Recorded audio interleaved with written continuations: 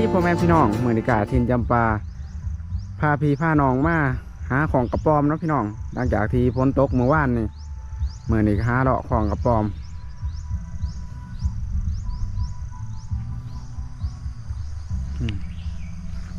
เห็นแล้วตัวหนึ่งพี่น้อง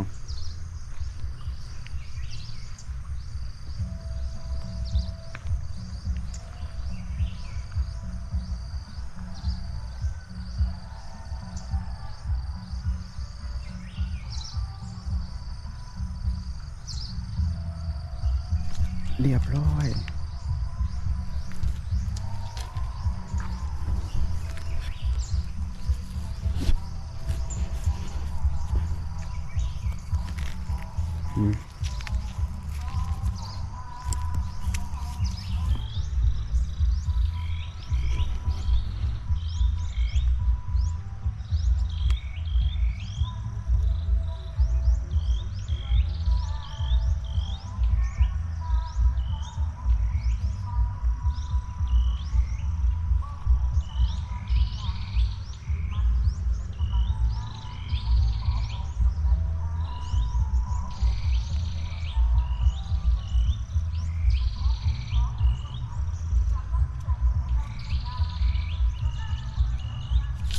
นี่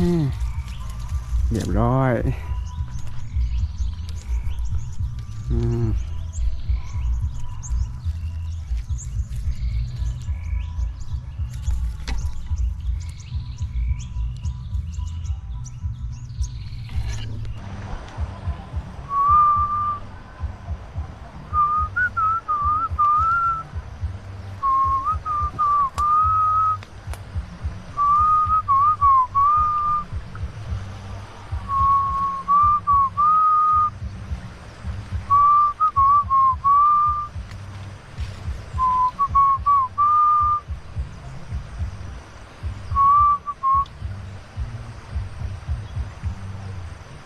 เรียบร้อย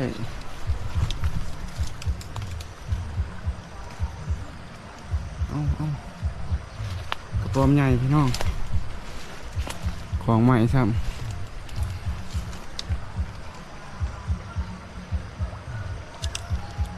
ของเครือ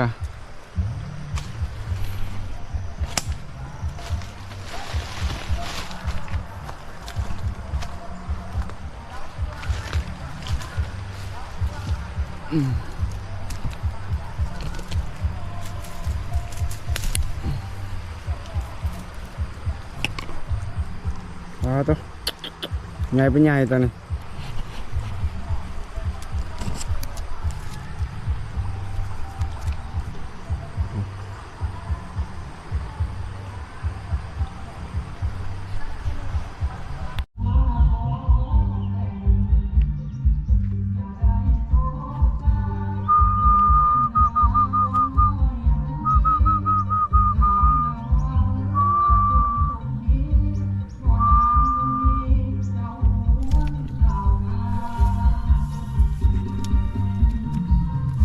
กระปอมใหญ่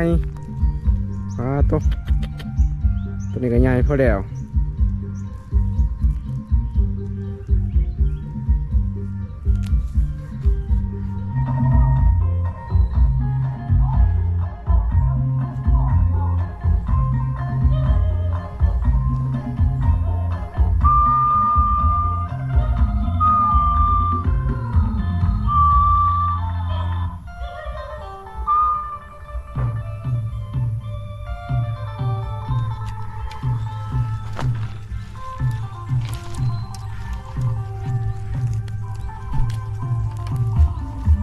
ตัวใหญ่อีกแล้วพี่น้อง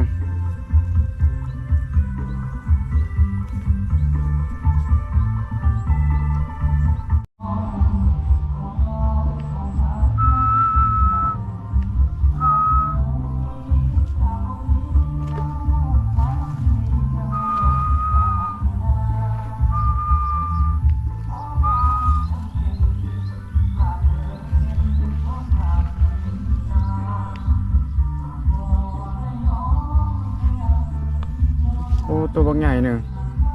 ไปจ่อยเดี๋ยวย่างดู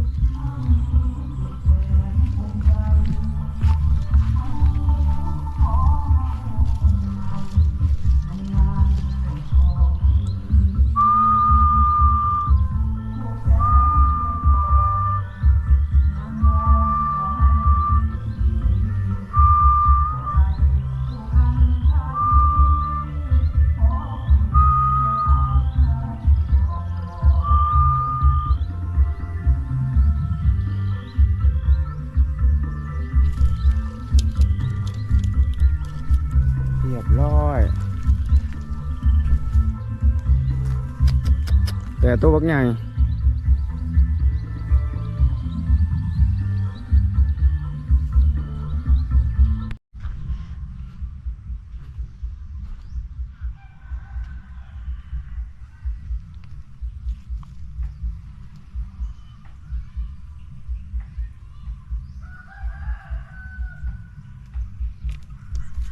นี่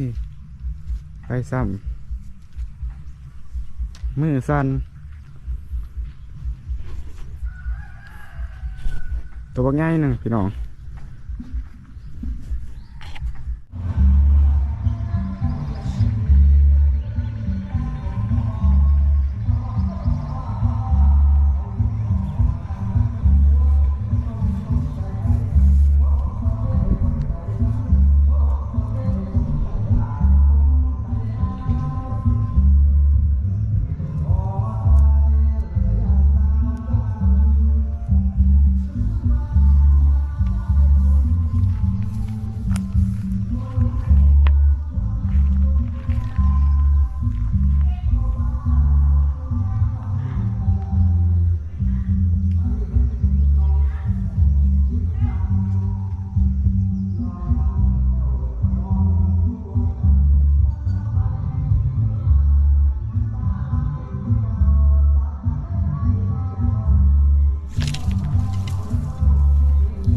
เรียบร้อย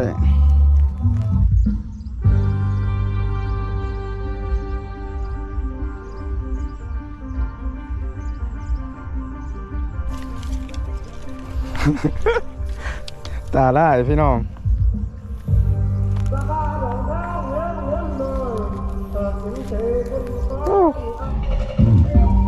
เบิ่งผลงานเนาะพี่น้องมาไปทำไรมาแล้ว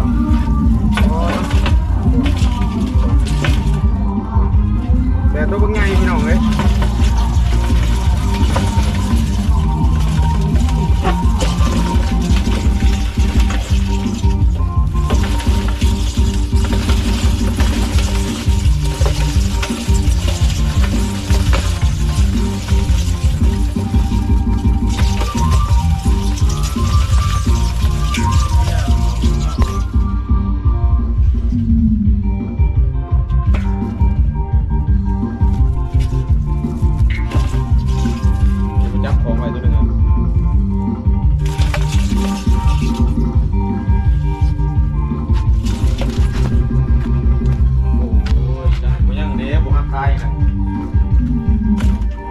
เป็นเหาะแบรนด์นะมา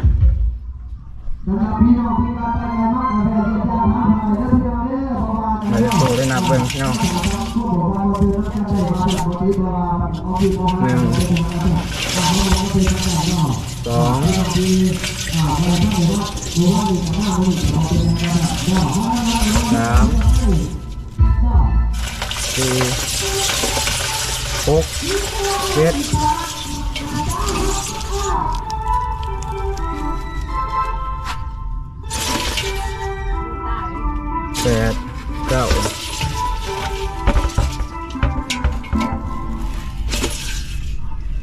1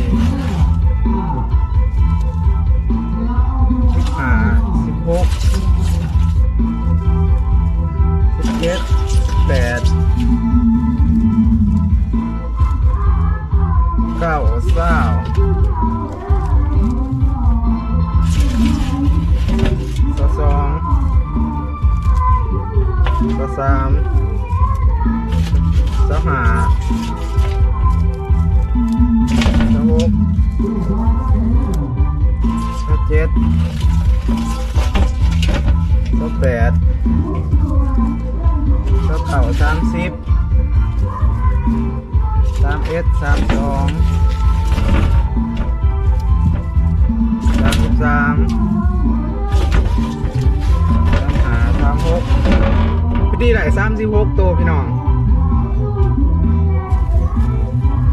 ไหล36ตัว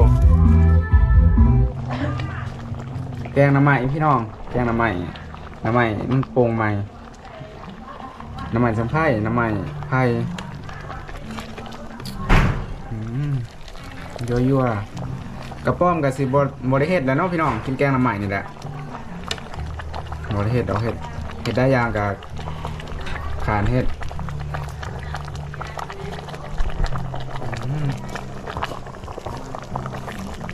กระป้อมนี่ก็ก้อยใส่มะม่วงนี่ก็แซ่บเด้อพี่น้องแต่บริเฮ็ดดอกมันเพ่นแล้ว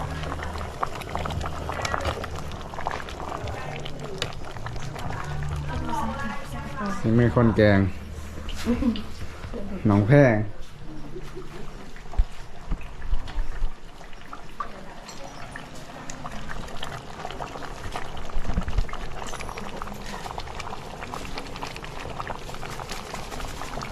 ปรุงไว้เดี๋ยวซิมเบิ่งก่อนถามว่าเอามาเสีย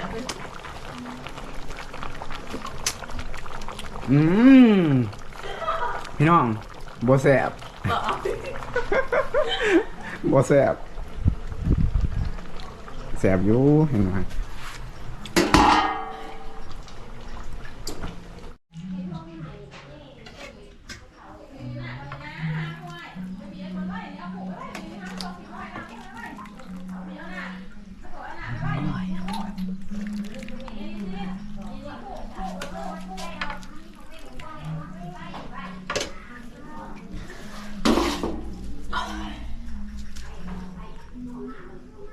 แสบอยู่พี่น้องแสบอยู่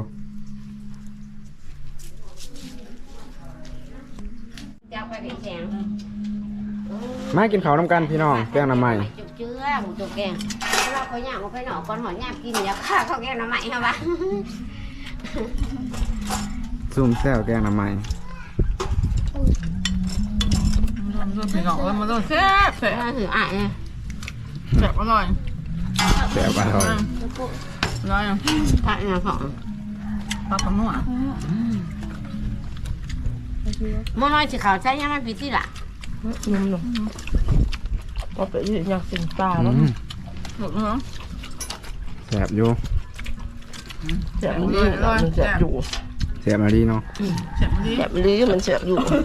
แซ่บแซ่บยำแห้งก็ไม่ได้ฮะปวดกกแขวฮะเดี๋ยวพวกท่านเลือดในเป็ดนะเห็นยังเราจะกินปลาเนี่ยอะไรนะกินปลาเขาเด้อทำมากินเขาห้องมาเขาน้ำเด้อแซ่บแดกแกงใหม่เนี่ยช่องจะไปหลอกมึงบ่เฮ็ดขนมยุ่งนะคะกาก็น้องหยาดกินข้าวก็น้องพ่อแม่พี่น้องคลิปนี้ก็จบเพียงสนิทอ่ะกับวิ่งยังได้กาทินจำปาก็ลาไปก่อนสบายดี